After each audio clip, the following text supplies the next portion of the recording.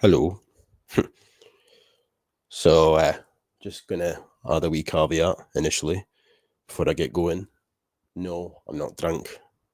So, before anybody thinks this is a continuation of my past tense internet meltdown, no, it's not that at all. I just kind of want to talk about something.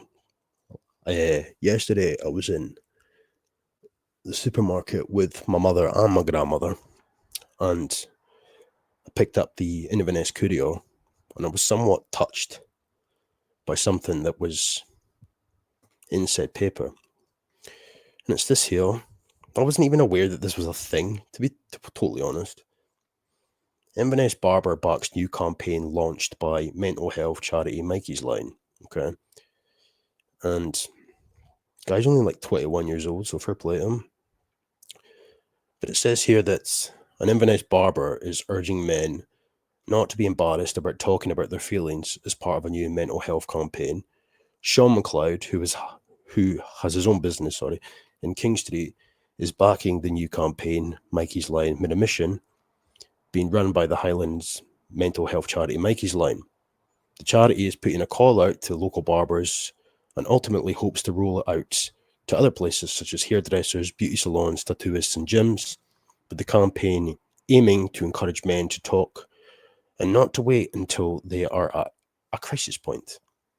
It has been launched as part of Men's Mental Health Awareness Month, which runs throughout November to raise awareness of men's health issues and to encourage men to seek help if needed.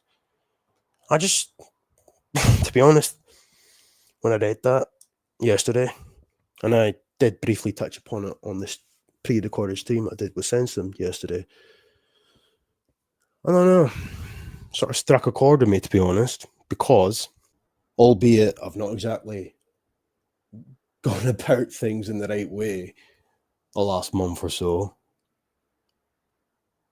I have for years spoken about mental health and suicidality, alcohol deaths, drug deaths, etc. on this channel.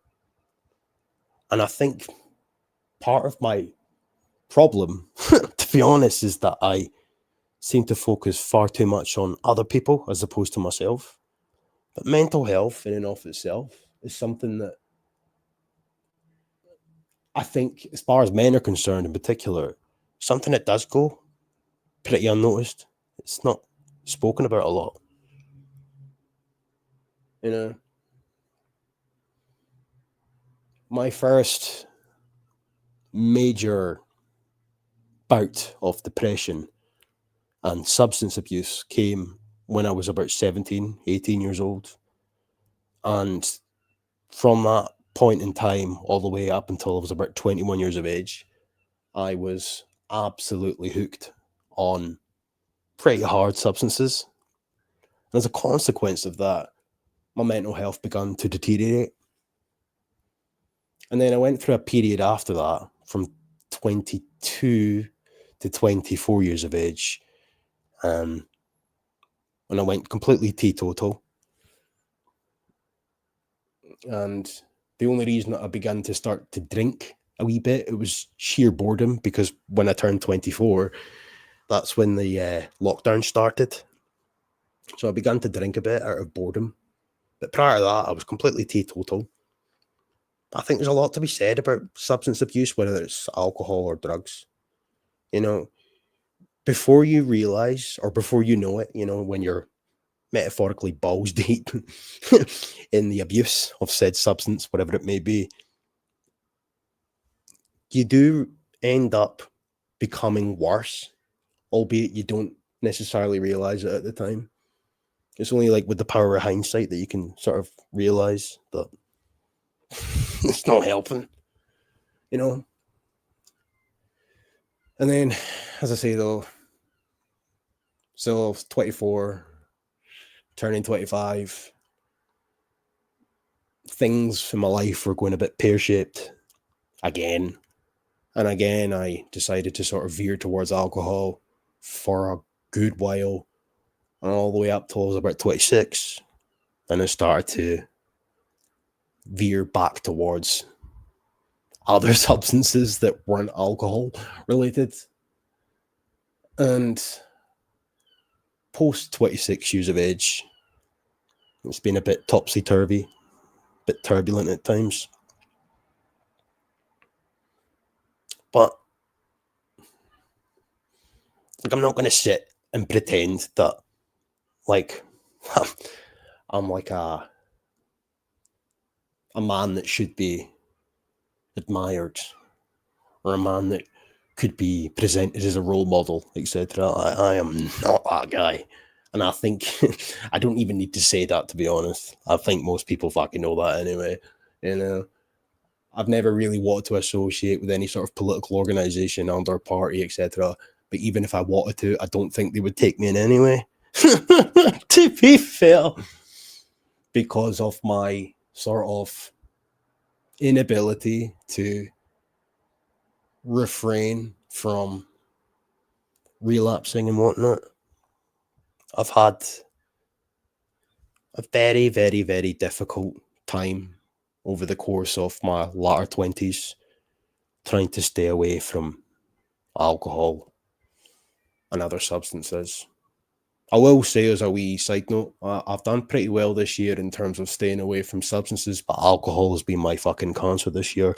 But I'm getting away from the point of this video, which is to point out that mental health, especially in a male context, it is something that goes pretty unnoticed, to be honest. Yeah.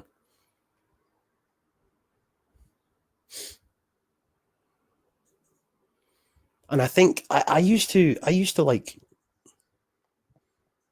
read stuff about mental health.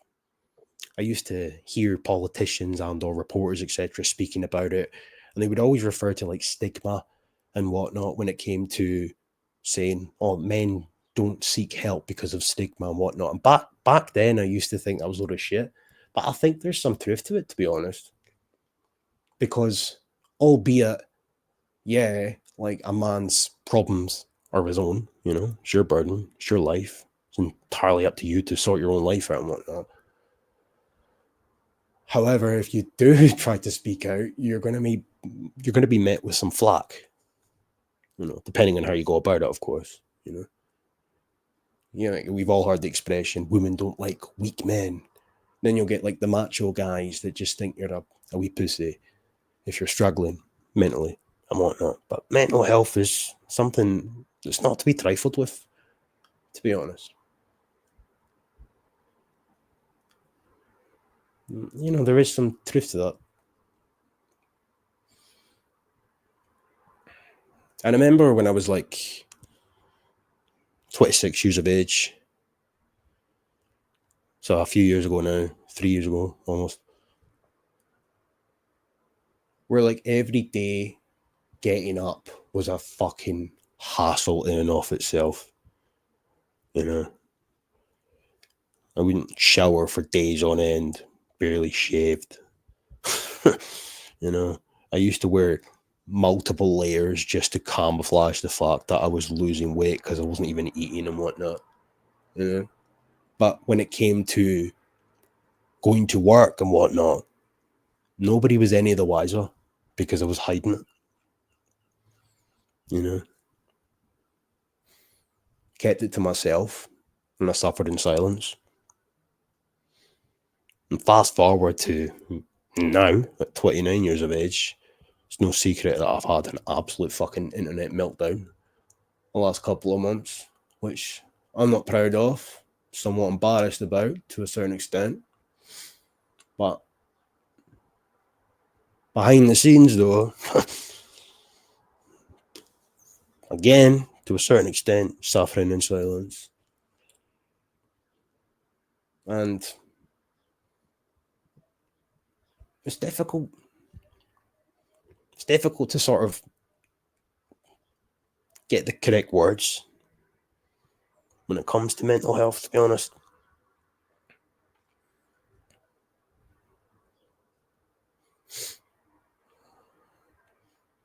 It's something that I think like schools and whatnot, that there should be a lot more in schools about this. Like, because I don't recall ever really learning anything about mental health or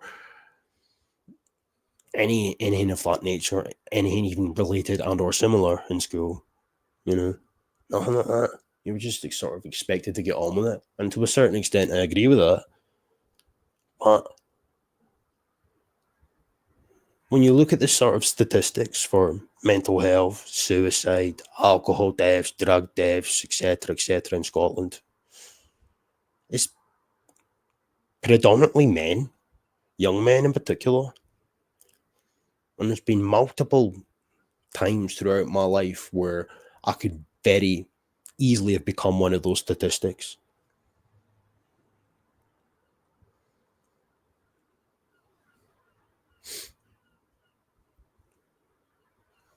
Like I said earlier on, though, I seem to care more about other people than I do about myself, you know? But that is the truth. Mental health is not to be trifled with, to be honest. All I can really say is that I am trying to make some improvements, and I am getting there. I'd be insincere and I'd be a liar if I was to turn around and say that I'm miraculously cured, because I'm not. But I think if nothing else, we can all agree that I'm clearly improving because there's been a lot less examples, or there's a lot less continuation of my aforementioned internet meltdown as opposed to what was occurring during October. You know, it's becoming less and less frequent. But I'm not trivializing mental health at all. Absolutely not. I mean, for years, on and off, I've struggled with issues, but I have a tendency, and I had a tendency to sort of keep it to myself. You know, the vast majority of people had absolutely no idea what was going on behind the scenes. If I was trivializing it, then I would have been going on and on and on and on and on about it for fucking years. But I've not done that, you know?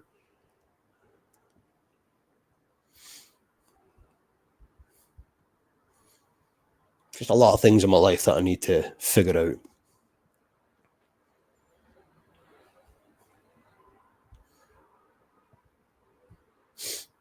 But I'll get there though.